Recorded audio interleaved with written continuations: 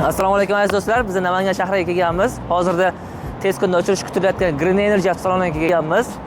Hozirda ushbu avtosalon testli formatda o'z faoliyatini olib bormoqda. Qisqacha ichkaridagi avtomobillar to'g'risida ma'lumotlarni va narxlar to'g'risida ma'lumotlarni berib boramiz. Xo'p, adresga kelsak, adres 6-mikrorayondan Toshkent Petakka kelaverishda o'ng qo'lda keladi. Hozirgi nomi MG Namangan, lekin tez kunda nomi o'zgaradi, Green Energy bo'ladi. Qani unda biz ketdik ichkariga. Hop, bizga kiraverishingizda ichkarida ikkita mana shunaqangi bir xil brenddagi avtomobillar, bular ikki xil model. Mana biri MG HS, bunisi MG ZS avtomobili. Bu ZS avtomobili 1 litrli turbo motor bo'ladi, ob'yomi. Bu esa 1,5 litrli turbo motor. Hop, narxlariga kelsak, ZS avtomobilimiz hozirgi paytda 240 million, bunisi esa 320 million chiqyapti narxi. Barcha avtomobillar shoss spravkada va 5 yil garantiya yoki 100 ming kilometrgacha rasmiy kafolatiga ega. Keyingi avtomobilimiz, hop, bu avtomobilimiz Arcfox minivan avtomobili, elektromobil bu. Buning narxi 23 ming. Oilaga, ota-onalar uchun juda ham yaxshi variant. Mana ko'rishingiz mumkin. Eshigi yonga ochiladi bunda. Ishlari ham keng, qulay ishlangan. Tomon panorama tom bo'ladi. Umumiy yurish masofasi 500 km ushbu avtomobilda. Bu avtomobilimiz ham tez kunda shoss spravkasi tayyor bo'ladi. Hozircha bu MD40 nomga chiqadi. Garantiyasi ushbu avtomobilga ham 3 yil yoki 100 ming kilometrgacha beriladi. Va keyingi modelimiz, bu model ko'rinishi shunaqangi sport avtomobillarni eslatib yuboradi. Eshiklari ham bezramishli bo'ladi. Bu Dongfeng zavodda ishlab chiqariladi. Forting S7 avtomobili. Narxi hozirda 28 ming.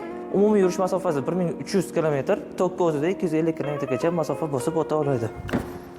Mana shular.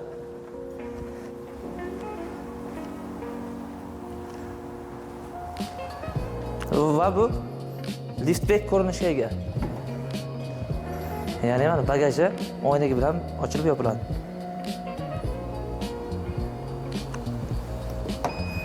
Keyingi modelimiz mana BID Song Plus chempionni o'rniga hozirgi paytda ishlab chiqarish yo'lga qo'yilgan yangilik bu avtomobil. Silion 06 avtomobili. Hozirda narxi bu 31 ming. Umumiy yurish masofasi 605 km. Bu eng full komplektatsiyada, ya'ni full bu nimasi bilan farq qiladi? Fullda head-up display bo'ladi, mana shunaqangi proyeksionli displey deydi va holdernigi bor. Ko'rsatib o'ting operator. Asosiy farqi shunda va bunda rol qismi qiziydi. Qolgan hamma yerlari endi qolgan komplektatsiya bilan bir xil. Real xaridorlar bo'lsa, bemalol aloqaga chiqinglar. Pastda nomerlarni qoldiramiz opisaniyada va shu avtomobillar to'g'risida kimga to'liqroq ma'lumot kerak bo'lsa, bemalol aloqaga chiqinglar yoki opisaniyada Telegram kanalni qoldiraman. U Telegram kanalda avtomobillar to'g'risida rasmlari va texnik ma'lumotlar to'liq berilgan. Ko'rishingiz mumkin. Va mana bu yerda bu yoqda Voya Free avtomobili hozirgi paytda xalqimiz orasida juda ham ommalashib borayotgan avtomobillardan biri. Hadoyi juda ham yumshoq bo'ladi. Premium podveska, baloni ham ishlagan balon bo'ladi, 20 razmerda. Mana shularni ko'rishingiz mumkin. Ichi ham qora rangda. Hozirgi paytda ishim bo'yicha qora rangga hech kimda qolmagan Toshkentda ham. Bizda ayni damda Namanganda turibdi. Vodiyda kelib bo'lsa, bemalol aloqaga chiqishingiz mumkin. Shoss spravkada mashina 3 yil yoki 100 ming kilometrgacha garantiya beriladi. 2025-yilgi restoring varianti 318 deydi. Ma'lumot uchun. Kimga shu turdagi avtomobillar kerak bo'lsa, bemalol aloqaga chiqishingiz mumkin. Opisaniya nomerlarini qoldiramiz.